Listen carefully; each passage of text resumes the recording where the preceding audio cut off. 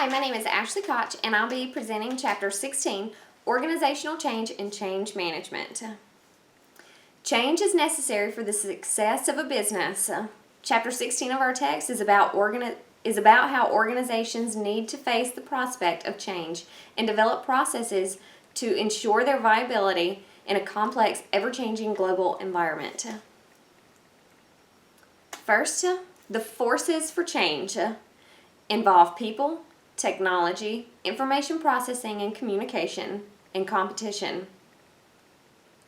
People will be based on demands for different training, benefits, workplace arrangements, and compensation, where technology would be more education and training for workers, more new products, and products that move faster to market.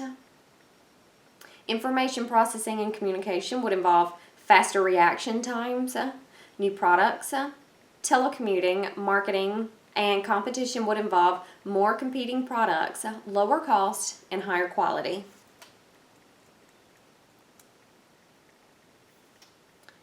Change requires a systematic process. Using Lewin's process model, we can see how we can plan for change. Unfreezing is the awareness of a need for change. Change is the movement from old state to new state, and refreezing is making new behaviors permanent. Next, we see the continuous change process model. In this approach, management notices the forces for change, and then the issue is subjected to the organization's problem-solving and decision-making processes. The change agent is the person responsible for managing the change effort and will help to define the problem. Next, the manager or change agent will implement the change through the unfreeze, change, and refreeze process that we discussed in the previous slide.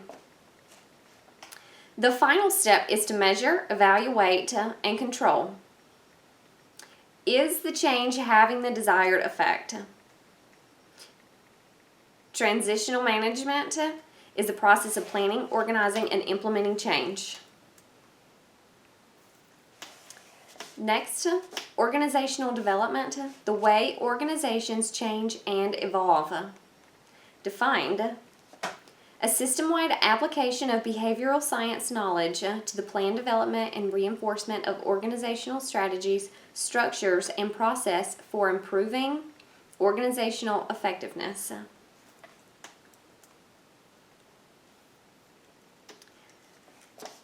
Next, we have system-wide organizational development, which involves major restructuring of the organization or instituting programs. An example is quality of work life.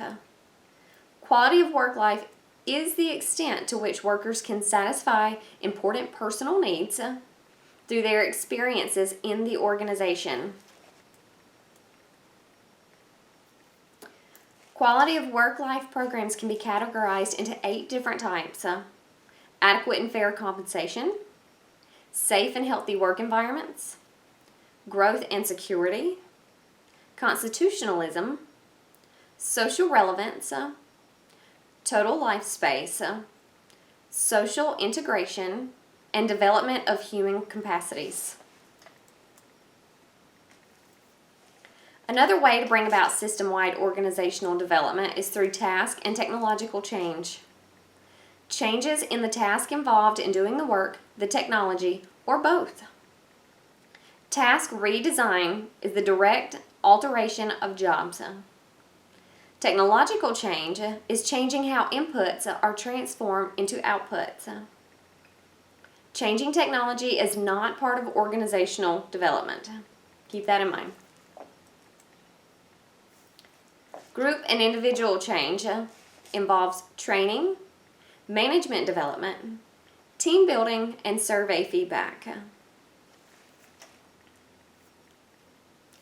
The survey feedback process is a 3-stage method and is one of the most widely used organizational change interventions and involves all employees. The first is data gathering, which would be interviews, observing, survey questionnaires. The second is group feedback, which is reviewing the results, identifying problems. And last is the process analysis, which examines the group processes, develop plans for improvement. Change is inevitable, but it often goes against human nature. Therefore, we must acknowledge resistance to change and learn how to manage it. Resistance to change for organizational sources include overdetermination, narrow focus of change, group inertia, threatened expertise or power, and resource allocation. Resistance to change dealing with individual sources is habit, security, economic factors, fear of the unknown, lack of awareness, and social factors.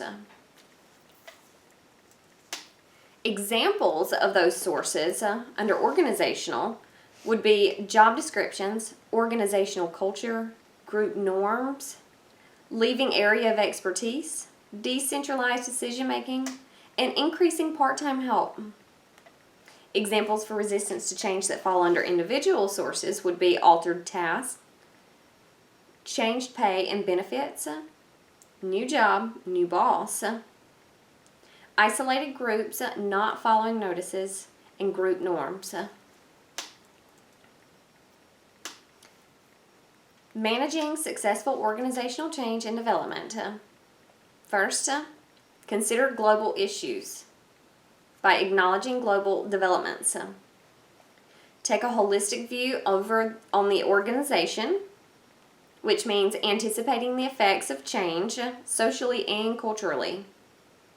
Start small. Show the benefits of change. Next, secure top management support. Get dominant coalition on the side of change. Encourage participation by those affected by minimizing transition problems of control and resistance. Foster open communication, where managers must be open with staff about news of the changes to occur. Reward those who contribute to the change. Those who work harder to adjust to the change should be rewarded. The final component of organizational change is organizational learning. A learning organization is an organization that facilitates the learning of all its members and continually transforms itself.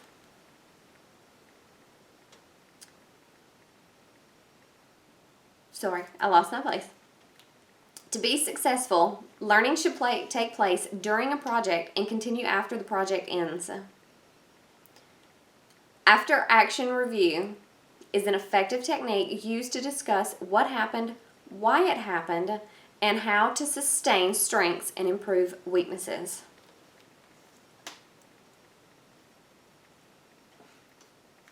As discussed in this presentation, there are many forces for change, whether it be environmental or internal.